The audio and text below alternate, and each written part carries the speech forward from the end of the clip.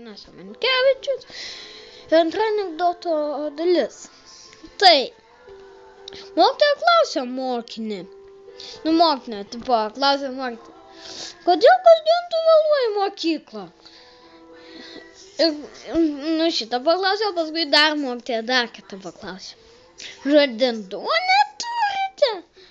Atsako, turime, tik jis čiuškia, kai aš miegu. Kas dar čia yra? Neranda čia kokių gerų anekdotų.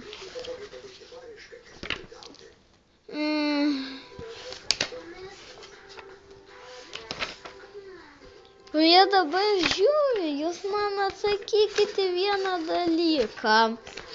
Okay? Tai...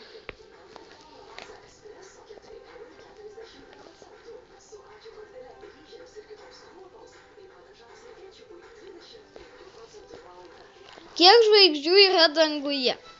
Juokauju. Jūs man atsakykite vieną mįslę. Čia buvo kažko mįslė, sakė.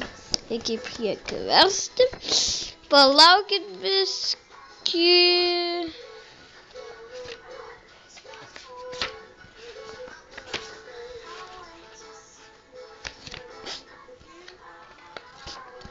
Aš vienu atgal reikia. Va. Aha.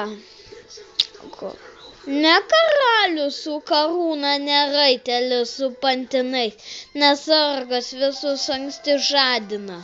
Nesuprantu šitą. Tai parašykite komentaruose, baigiu šį video ir sakau jums iki.